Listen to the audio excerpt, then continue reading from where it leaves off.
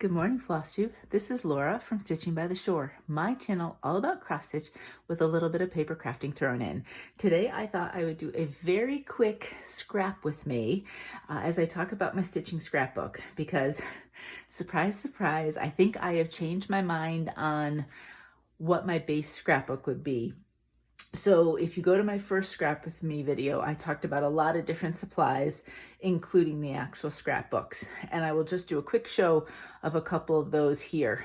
And then I'm going to show you what I think I'm going to change to. So if you remember, there were two different types of books I happen to show you. You can do smaller sizes as well. These are just examples of a couple. So this was one that you could do, and it's a little bit of a smaller size. And then there was this one that is, it's probably a 12 by 12, and you have the pages this way. Now, what became a concern for me as I was thinking about it is that if I put something down, then I can't switch and change the order it's in when I use these two different books. I also have to think about, here you have more of a cream background, so that would go with a lot. Here, while I love the craft background, a lot of times I might be having to fill the entire page, but then the spine would still have the craft, and I'm not sure that that was exactly what I wanted. So these are two still great options. I will use them for something. I'm not sure what, but I think I'm going to go in a slightly different direction for my stitching scrapbook. So let me put those to the side. And I know a couple of you had mentioned that, you know, another option for scrapbooks, like regular scrapbooking with pictures and everything, is ones where you can use page protectors and you can take stuff in and out of it. And the more I thought about it, I really liked that idea. That was how I scrapbooked years ago, was I used page protectors, and I happened to use 3-ring binders more than the posts. And I just happened to love it, and that was what worked for me. So then I did a little searching around, and I went to scrapbook.com. That's where I've gotten the supplies that I'm going to show you today. And I loved it because I haven't been shopping for some good paper crafts in a while. So I had to look at everything while I was at it. But in the process, I came up with some ideas for scrapbooks. And the other thing I was really grappling with was size. What did I want to do? I have bigger pieces that I really need a 12 by 12 for. And then I have small tinies that honestly, I'd have to put so many, and you know, it just wasn't working in my brain exactly how I wanted it. So I think what I'm going to do is I'm going to have 3 different sizes, and depending on the pieces, then I can pick and choose which size scrapbook they go in, and size of projects. I can double up in some cases, or a project can be in a single page. I mean, any project, even the smallest one, could be on a 12 by 12 page, depending on how you do the design. But I thought this would work best. And I know even a lot of you, when you're not scrapbooking, but if you've done your projects, sometimes you just keep them in page protectors until you decide how to finish. So I thought I would show you what I came up with. The scrapbooks that I chose 3 different sizes. Let's go big one first. We'll go big to small for a second here. This one right here is the 12 by 12. They do have a section where you can put what it is if you wanted to. Mine, unless I have a specific book for some specific types of designs, won't be labeled anything probably. Maybe I'll put a pretty piece of paper there or something. When you get them, all you get is the scrapbook itself. I've already put in page protectors. I bought all those separately. It tells you right away what will work. These are universal page protectors. They're the size of the book. You can get, you know, if you've done Project Life and things like that, you can get protectors that have small sections in them, which again, that might work if you're doing ATCs with me. You could probably get protectors that are sized, baseball card, basically protectors, sized that way, and you can do that and put that in kind of a book as well if you wanted to. So let me open it up for a second and let me show you. Now, scrapbooking is acid-free, has always been, or since I've been doing it, and I started doing it probably late 1990s was when I really got into scrapbooking. And the page protectors themselves are acid-free, and as time has gone on, they're free of other items as well. Honestly, I'm not particularly worried about it. This is a place for me to put my projects, make them look a little pretty, a way for me to look at them rather than having them just in the under the bed box. So I'm not stressing too much about it. Packages of page protectors can come in packages of 10, 20. They were having a sale and they had a set of 50. There'll probably be too many for this book, but I just stuck them all in right now. What's nice is I can put in the scrapbook designs, and I can put them in, and oops, these are kind of stuck together. Make sure I don't have it upside, do I have it upside down? That would be, yes I do, I have them all upside down. So I'll be redoing all of these, but that's the opening. I'm gonna pretend for a second that the back is the front. We're gonna turn it around and I'm gonna show you that way. So let's do this. Let's just pretend. No movie magic, just real life. So if this was my front, and let's see if they're all, yeah, I did them all. It was a set of 50. So I can put things in and out of my scrapbooks nice and easily. If I decide I wanted to put two designs next to each other, I can take things in and out. The bigger pieces usually, the bigger scrapbooks will have the D-rings to make it a little bit easier and hold better. Or if lay flat, I don't remember exactly what it is, but that's usually how they go. So that's the 12 by 12, and something, I've cut down Betsy already a little bit. She's not all the way cut down yet, but she should fit. I'm just using, let me just do this. I'm using this as just a complete size thing, and it'll be fine because I'm going to cut down some more on this. So Betsy will fit. So on one side, I'll have Betsy probably, and on the other one, I finish Cinnamon Stars. I'd want them side by side because I'd consider them companions.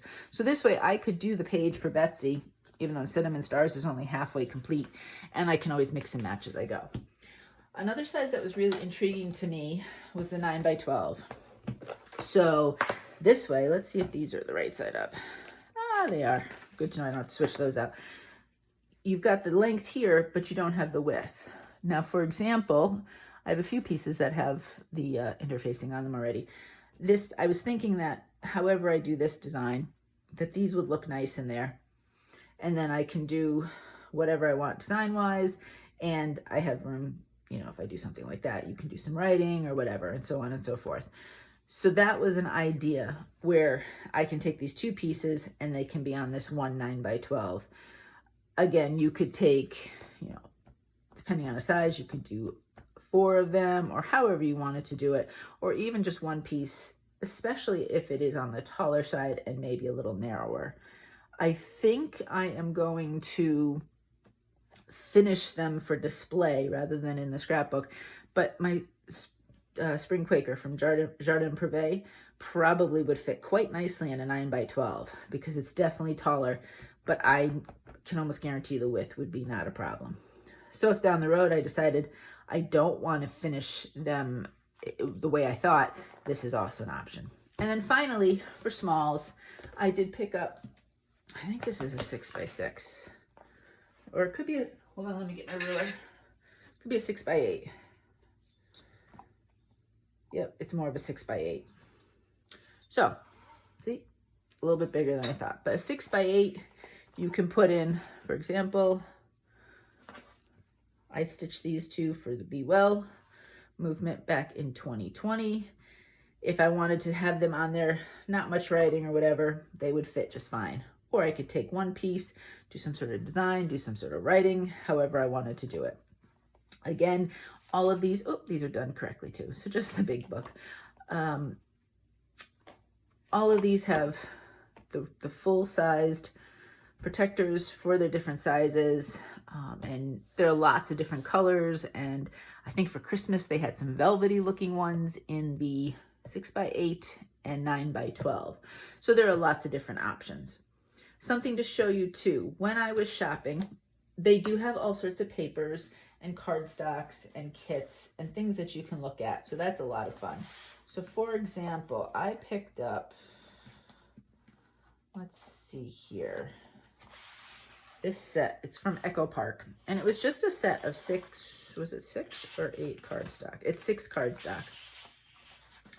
And so on one side, are these double? Yeah, they are. So on one side we have these 3 colors, and then on they're double-sided. So we have those 3 colors on the other side. And these will fit easily in a 12 by 12. They come in a 12 by 12 size, but I could easily cut it down. Down here, you could have it be the 9 by 12, 6 by 8, 6 by 8, which is nice because you can, for example, cut this in half and you have 2 pages, and then obviously you'd cut that at the 8, but then you'd have some left over for any type of matting or whatever if you wanted to do that. So one piece of paper, depending on your book, can last you in a lot of different ways. And if you got some basic colors, something like a navy certainly would go. That, not so much. That would be obviously something that would be, you know, you'd have to think a little bit more about. But then something like this, if you wanted more of a mint, you could do a book in that as well. So that's a great option to do. This was just a set of the pieces of cardstock. You can also do sets. Simple Stories is a brand that has a lot of different themes. You know that I love my beachy stuff and my nautical. So this set I did pick up. It was the Vintage Seas set. Here there's, and you can buy all of these separately. So you could say, I don't want, oh, some of these are not. I have some single pieces too here. I don't want the paper, but I want the stickers. That's an option. So you can get the different stickers. When I'm looking at stickers, I'm also thinking about my my stitch journal, which is my journal of keeping track of what I stitch, when I stitch, other life events, world events. I had some reflection about Shamrock when the week he passed away, and other things in there. So I decorated as well. But this set came with that, and then it came with some beautiful cardstock. So you could take something like this, and obviously this is not, you could put one stitched piece somewhere or other, however you wanted it, and that would, you could have a whole design on a big page. And they come double-sided. So if you only wanted to use parts, some of these are a lot easier to work with. Something like this might be good as just like a strip or a border. Something like this you can make a lot of use out of. That's a little bit stronger. Great striped piece right here. Again, I would use this probably as a smaller element. That's a great design for some elements as well. Something like this would be a lot of cool, you know, can do something here for really cool. Again, stronger element. I love stripes. Stripes and dots are generally some of my favorites, so you can see. And then also part of the set, this is double-sided in some different ways. So on this side, it does have paper, pattern paper. But on this side, it has different things that you can cut out that you can use as either pictures or journaling elements. And so, for example, if I didn't like a specific journaling element, but if I cut that part out, I could use that part as an element with the pattern paper. So it does come in handy, but there's some great ones. Something like this would be a lot of fun. Here you could just put a quick label, cut that, and you have your page designed. Again, here's another set. This one's journaling. The rest are just more pictures. If you didn't like it, we have starfish on the other side. Some more. And then we have ships on the other side. Journaling elements to a certain degree, other ones that are not. And that's a great, with the little rope, that would be a great background piece as well. And then I also picked up, let me see, this is not, no, this was just paper. You can also in some cases get single pieces of paper. So I loved, this is one-sided. They're generally cheaper. It is more of a cardstock weight, so it's not a flimsy weight. And this would be great if I wanted my piece. Obviously, these aren't the colors. But if I wanted to make this a 12 by 12, or if I wanted to use it with a 9 by 12, I would just cut it down. Depending on how I wanted to utilize this If I wanted it more on the top and the bottom, I would just turn the page a little bit more and grunge it on the sides a bit more, however I wanted to work it there. I thought this was kind of cool. Echo Park. It's kind of fish. Again, you have me doing just lots of different pieces of cardstock. Oh, that one I would have a difficulty, I think, using it. But I thought this one was really cool. With all of the beachy and nautical theme stuff I like to do, I did go beachy this time, but I do want to do some more shopping. This was also Simple Stories. Is it double-sided? Yes. You've got the beautiful color and then slight design to it, but nothing much. It's almost like a variegated or modeled fabric where you could have just slight differences in colors or parts. And I think this was also part of the set because it does say Simple Vintage Seas on it. This one, though, is just single-sided, I believe. Yeah, it's just a single side and single. Oh, actually, no, look at that. That's a double-sided because you can see it's just a slight gray. So a couple of these are single and some of them are double. This was part of that beach party again. Not fabric. And then I have one more piece of paper to show you. This is single-sided, but I thought this was really cool. And I'm not using it for this, but again, just an example. If you had a couple stitch pieces, 2, 3, even one of the longer one, this is not the beachy that goes with this. Move that out of the way so you can see a little bit more. There we go. I could do a little bit of writing. My page is done. I wouldn't need, actually you could do it that way, or if you wanted to see them that way, however you wanted to do it. I wouldn't need a lot of scrapbooking or paper crafting experience. Something like this, throw the interfacing on the back. I have found, by the way, I showed you a bunch of different tapes. So far, my regular double-sided Scotch 3M tape has worked the best on the interfacing. I will keep you posted on that. Tape up my corners, flap it down. Before I tape, if I plan on doing writing, I will think about what I'm going to write and where before I do any taping of the main elements. And then boom, page is done. So it can be as easy as you want to make it or as elaborate as you want to make it. It doesn't have to be scary, but it can be pretty. The only other things I got more for my stitching journal. They're just all different fall things, you know, pick your own pumpkin patch, autumn days are here. I thought these would be cool for my stitching journal in spots where maybe I didn't stitch as many pieces and there's some room and space, but these can also go in any sort of scrapbook. This one, for example, is 2 parts. So this part comes out and you can use that, and then you'd have a very pretty frame and you could frame something. So if you had a small stitch, this is not what I'm going to say is going to work, but for example, if I wanted to see size-wise, it's not quite right, and the color would be a little bit different. But if I had a small stitch that I knew fit within the borders, throw that on there, and then that's cute. Just a cute little decorative element for your stitching scrapbook. And they happen to give away a free item. I used to use letter stickers a bit more. I don't use them as much, but this was given away free. So I said, okay. And I threw that in the order. So those are some ideas and examples of things that I've bought, but my real excitement were the scrapbooks. I'm super excited now that I can pick different sizes for different I'm going to put these two together for different designs that I've stitched and finished pieces. I can put them in my scrapbook, and then I'll have a chance to be able to look at them and maybe read about what I wrote and so on and so forth. If you have any questions, let me know. I will link scrapbook.com down below. There's lots of places besides that to also look at. That just happens to be one possible option for you. And that's about it. If you have questions, let me know. I'm super excited to have finally made a decision.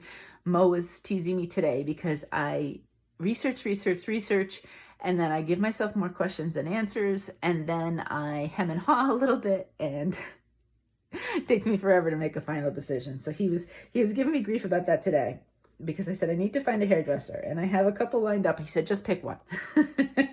So now, the same thing with the scrapbooks. I've just picked a way. I'm going to do it. So now I can get started with it. I hope this was helpful, and I hope you are looking at your stitching in a way that is useful, so that some pieces you wanted to stitch but may not work as decor, you can have a lot of fun stitching and then just put them in some sort of memory scrapbook album or whatever it happens to be, and you have the joy of stitching, and then you have a chance of being able to look at it years down the line as well. So that's about it. Until next time, happy stitching.